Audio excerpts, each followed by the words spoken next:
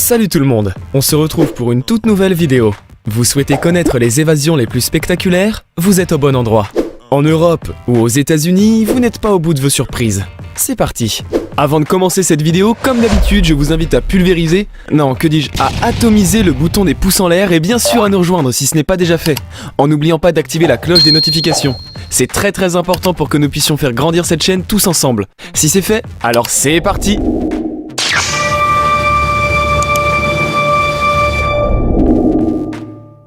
Stalag Luft 3. La prison ou les camps de concentration, tant qu'on est enfermé, il faut avoir le cran de s'évader. Et c'est ce qui se passera à Stalag Luft 3 en 1944. Imaginez un camp de concentration où vous êtes logé et nourri dans des conditions plus que précaires. Cela pourrait vous donner de grandes envies d'évasion. Et c'est ça qu'ont essayé de faire 200 prisonniers à Stalag Luft 3. De manière discrète, ils ont essayé de creuser un tunnel profond de 10 mètres. Les plus impliqués d'entre eux faisaient partie du comité X. 2 tunnels ont été creusés, l'un reliant le baraquement 123, tandis que l'autre devait partir en direction de la forêt. Il ne restait que 12 mètres avant d'atteindre la liberté lorsque le tunnel a été découvert. Mais bien évidemment, les travaux ont repris, et c'est en mars 1944 que la grande évasion a eu lieu. 20 prisonniers arrivent à s'échapper. 76 autres sont encore dans le tunnel lorsque les Allemands le découvrent. Hitler ne respectera pas la Convention de Genève et demandera à ce que 50 des prisonniers échappés soient exécutés. Seulement 3 personnes arriveront à regagner le Royaume-Uni sans se faire tuer. Pour Hitler et l'ensemble de l'Allemagne nazie, c'est une honte qu'autant de prisonniers aient pu s'échapper. Michel Vaujour. Michel Vaujour était l'un des plus grands braqueurs français connus dans les années 1980. En effet, il n'a pas eu moins de 12 condamnations. Avec un total de 95 années de prison cumulées, Michel Vaujour s'est évadé ou a tenté de s'évader pas moins de 6 fois. Mais son évasion de 1986 restera mémorable. Accompagné d'un complice, qui n'est autre que sa femme, Michel Vaujour a pu s'enfuir en hélicoptère. Sa femme a pris des cours de pilotage pendant 10 mois. Ainsi, elle a appris à manier parfaitement ce genre d'appareil. Et tout a été planifié. Michel Vaujour n'avait qu'à monter dans l'hélicoptère piloté par sa femme, au-dessus de la prison de la Santé, à Paris. Bien évidemment, sa cavale ne durera que quelques mois. Pourquoi ? Tout simplement parce que Michel n'a jamais été du genre gentil garçon. Il a fait un braquage et s'est fait prendre durant ce dernier. Autant vous dire qu'il est retourné derrière les barreaux aussi vite qu'il en est sorti. Néanmoins, on lui donne à l'heure d'aujourd'hui le nom du roi de la cavale. C'est l'un des rares prisonniers à avoir essayé de sortir de prison autant, mais surtout d'y être arrivé. N'oublions pas non plus qu'il a inspiré le film La fille de l'air. Richard Lee McNair. Richard Lee McNair, un Américain à la hauteur de Michel Vaujour. Et pour cause, ses séjours en prison n'ont jamais été très longs. Pour arriver en prison, il a tué un homme lors d'un braquage. Situation banale, mais il a fini par se faire coincer par la police. Il ira une première fois en prison à la suite de son jugement. Mais Richard Lee McNair ne manque pas d'idées dans la tête. Pourquoi ? Tout simplement parce qu'il s'échappera de diverses manières au fil des années. Un petit aperçu ? La première fois, il s'est échappé en glissant ses mains hors de ses menottes. La deuxième fois, il prendra simplement la fuite par les tuyaux d'aération. La troisième fois, il se cachera dans le sac de courrier et se retrouve dans un entrepôt. C'est par hasard qu'il se fait arrêter en 2007 au Canada. À l'heure actuelle, Richard Lee McNair est encore en prison et purge 2 peines de réclusion à perpétuité, dont l'une pour s'être évadé de prison. Ça ne rigole pas vraiment aux États-Unis. L'évasion d'Alcatraz. Qui peut s'échapper d'Alcatraz ? Cette prison construite sur une île dans la baie de San Francisco. Peu de personnes pensaient le faire, mais 3 y sont arrivés. Frank Morris et les frères John et Clarence Anglin. C'était en 1962, et leur périple n'a pas été de tourpeau. Tout a été une question de préparatifs.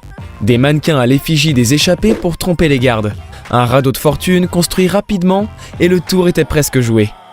Il devait être 4 à faire cette opération, mais ils se sont retrouvés à 3. En effet, Alan West n'avait pas creusé assez sa grille pour s'échapper. Il est resté en prison. Les 3 échappés sont montés sur le toit grâce à l'aide d'un conduit. Ils ont parcouru ce dernier en évitant les lumières, jusqu'à atteindre la grille de barbelés. Une fois cette dernière escaladée, ils ont rejoint le rivage et déplié leur radeau. Cette évasion se déroula entre 21h30 et 23h. Néanmoins, nous ne savons pas ce que sont devenus les détenus. Peut-être sont-ils morts noyés dans la baie de San Francisco. En tout cas, c'est l'explication la plus plausible qui existe à l'heure actuelle. L'évasion de la prison du Maze. Direction le Royaume-Uni pour cette 5e grande évasion. Et c'est l'une des plus historiques qui existent à l'heure actuelle. Situé en Irlande, ce n'est pas moins de 38 prisonniers de l'IRA qui s'échapperont ce soir-là. Mais l'histoire est relativement simple. Il ne fallut pas moins d'une prise d'otage pour que les soldats de l'armée républicaine d'Irlande puissent sortir de prison. Ils volent un camion aussi pour s'enfuir, une fois qu'ils sont dehors. Mais cette évasion ne s'est pas faite sans heurts. En effet, des policiers ont été poignardés et d'autres tués. Et il faut savoir que sur les 38 personnes échappées, seulement 19 ont été retrouvées. Pourquoi est-ce si impressionnant ? Tout simplement parce que la prison du Maze est vue comme l'une des plus sécurisées d'Europe. Ils ont plutôt été forts les gars, pour s'en sortir. Vous ne trouvez pas ? La prison du Maze a aussi connu une autre évasion en 97. Bon, cette dernière était beaucoup moins impressionnante, mais parlons-en tout de même. Une fête de Noël avait été organisée par les prisonniers et leurs enfants. Liam Averill, condamné à vie, a réussi à s'échapper, déguisé en femme. Plutôt impressionnant pour une prison de haute sécurité, non ? Alfred Houdini Ince. La 6e évasion la plus spectaculaire que nous allons vous présenter n'est autre que celle d'Alfred George Ince. Ce nom ne vous dit rien ? Et si nous parlions plutôt de Houdini ? Ah, là ça vous revient. Mais nous ne parlons pas du magicien, mais bel et bien du prisonnier. Emprisonné pendant 12 ans pour vol qualifié, il a réussi à s'échapper 3 fois de différentes prisons de haute sécurité. La première, il a réussi à déverrouiller des portes, pourtant fermées à clé, comme par magie. Un tour de passe-passe, comme on en connaît beaucoup. Sa cavale ne dure pas bien longtemps et il retourne en prison. Là, il arrive simplement à enfermer ses 2 gardiens dans les toilettes. Impressionnant, mais pourtant ce dernier ne s'arrêtait pas là.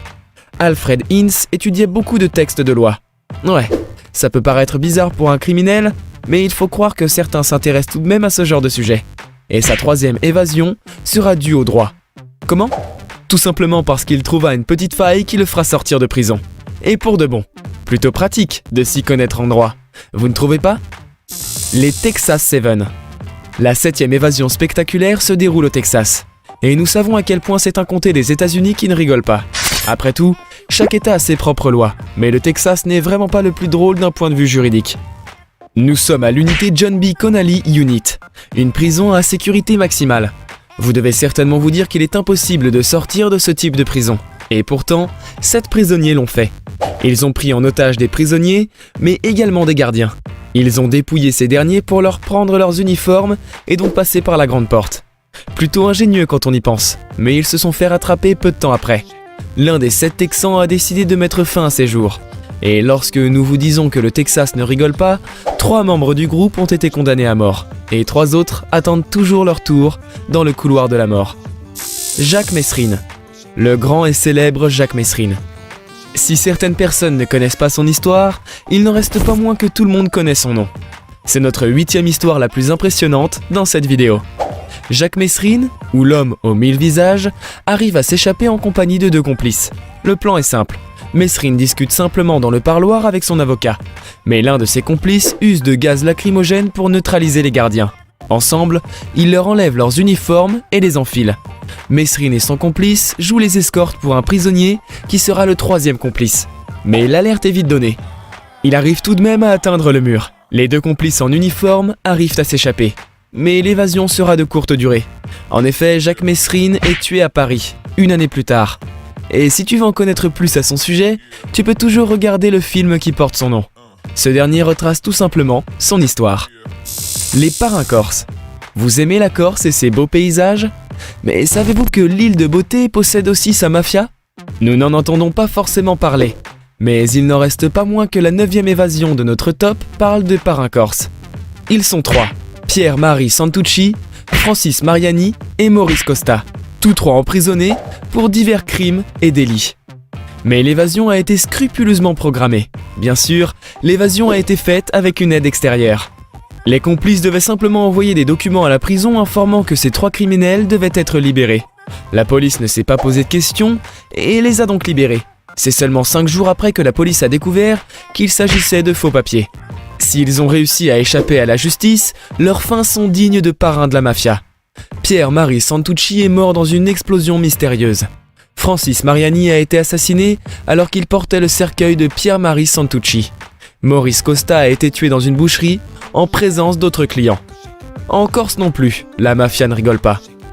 Pascal Payette. Nous revenons sur le territoire français pour cette dernière évasion spectaculaire.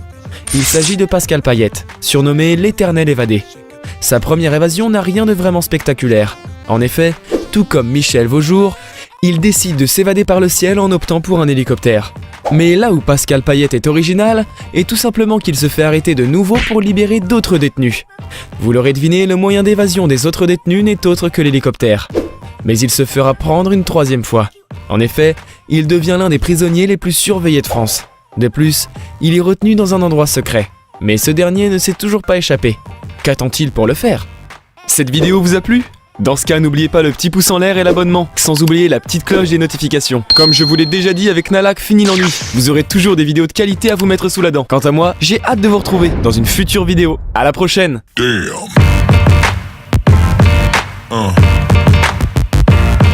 Yeah. Yeah.